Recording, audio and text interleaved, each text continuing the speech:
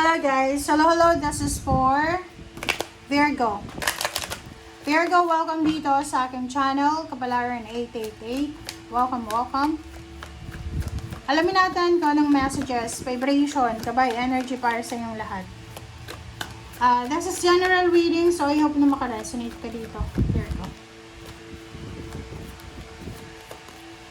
Alright, first card natin is concern. Nag-aalala ka ba? Or you're panicking, you're thinking negative tungkol sa iyong father, lolo, lalaki, asawa ba? Community. OMG. So, sinasabi ng bara sa'yo dito, Virgo, na meron ano sa inyo, hindi lahat pero may iba sa inyo Virgo na siguro may nangyayari sa paligid mo, okay? So, pwedeng yung best friend mo, nagkaroon ng third party, or nalaman na may asawa, ganito. So, ang nakikita ko sa'yo dito, nag-aalala ka, you're panicking nagpapanik ka kasi, may kasabihan kasi yung Pinoy tell me who your friends are and I will tell you who you are. 'Di ba? So parang yung kaibigan mo, yung best friend mo ng lalaki or ng babae. So parang iniisip mo ngayon, lalo na kung may asawa ka, may boyfriend, girlfriend ka, may kalibin ka, na baka ganun din yung tingin sa'yo ng mga kapamilya, yung in-laws mo, ganito. So, nakikita ko sa'yo dito, ganun yun 'di ba? Parang medyo nag-aalala ka sa kung anong sasabihin ng mga tao sa'yo. Another dito is, mayroon kang desisyon na pinag-iisipan. Kumbaga, maybe ang tagal mo na siyang pinag-iisipan. And then sa ngayon, parang ang nakikita ko sa'yo na nahihirapan ka na, kumbaga, hanapan ng solusyon yan. Kasi, natatakot ka sa sasabihin ng mga tao sa'yo.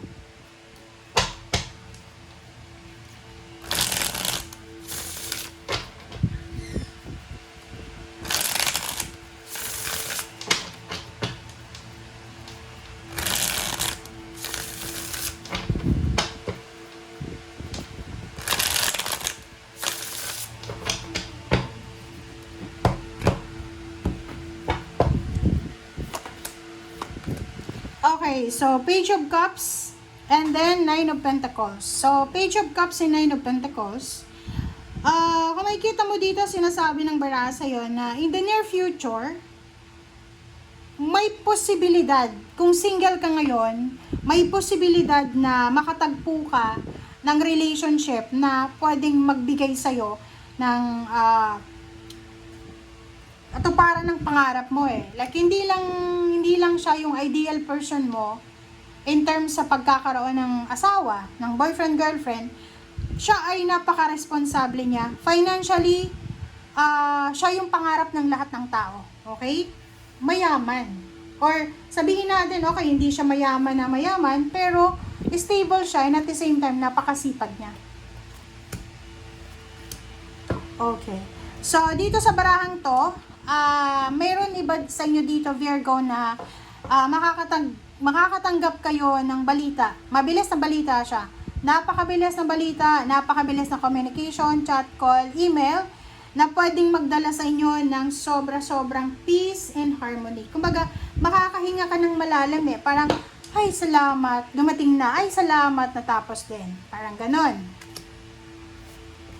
Alright, next is Queen of Wands and Five of Pentacles. So, nakikita ko sa'yo dito, Virgo, yun. May iba sa inyo dito na nahihirapan kayo. You're struggling financially, diba? Sa linggong ito, pwedeng wala kang pera. Or sa linggong ito ay kailangan mong mag-ipon ng pera. So, nakikita ko sa'yo dito na you're wishing for a financial freedom sa linggong ito. Okay? Parang, hirap ka na hanapin yung financial balance. Alright. So, nakikita ko, meron ditong Virgo na siguro medyo nagiging impatient ka na sa pag-aantay. napapagod ka na din kasi siguro nagtatrabaho ka sa gabi, sa umaga, or marami kang mga bagahe, marami kang obligations. Pwedeng ikaw pa yung breadwinner ng magulang mo, tapos may asawa ka, kailangan mong kumbaga itaguyod yung asawa, anak mo, parang ganun. So, nakikita ko sure dito na nag-aantay ka ng go signal, and sinasabi ng bara sa'yo dito na siguro magkakaroon ka ng bagong mindset, bagong desisyon, bagong source of inspiration. Okay? Eight of Pentacles and diba? Sabi sa'yo ng baraha dito, Virgo, ituloy mo lang kasi ganun talaga yung buhay. Hindi ibig sabihin, okay? Makinig ka, hindi ibig sabihin na ngayon, okay? Halimbawa lang hindi ibig sabihin na ngayon walang-wala ka, after few years wala ka pa rin. Kasi sa baramong to, sinasabi na yung financial freedom, financial prosperity na abundance mo, ay nakadepende daw, okay?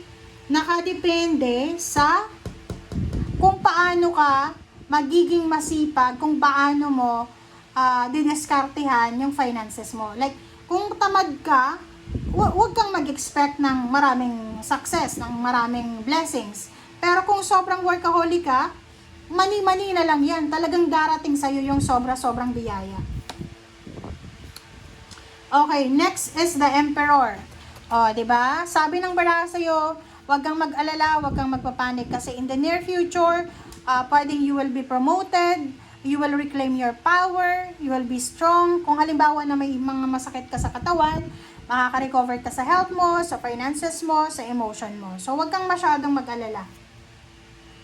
Judgment, isang desisyon ang kailangan mong gawin sa linggong ito. So, pwedeng may nag-offer sa'yo ng bagong trabaho.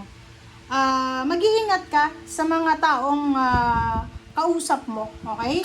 Mag-iingat ka kasi itong Judgment na to, tsaka King of Wands, sinasabi ng baraha sa inyo dyan na kailangan mong mag-isip, mag-ingat ka sa kung ano man yan na ino-offer na trabaho or pagkakakitaan sa'yo. Sabi ng baraha sa'yo dito, iwasan natin yung overthinking, overanalyzing, iwasan natin yung sobrang pagpapanik, iwasan natin yung tamang hinala. Okay, so sinasabi ng baraha sa'yo dito, wala kang dapat na ikatakot, wala kang dapat na ipag-alala kasi there's a rebirth So matatapos na, sinasabi ng baraha, lahat ng problema, lahat ng sigalot sa buhay mo ay posibleng matapos na. Papunta ka na sa happiness, sa celebration. Pwedeng nakikita ko sa iyo, pwedeng gusto mong makipag-iwalay sa asawa mo, sa partner mo, sa boyfriend mo, gusto mong mag-resign. Sabi ng baraha sa iyo dito, finally makakapag-desisyon ka na para sa sarili mong kaligayahan. Okay? Thank you. Bye!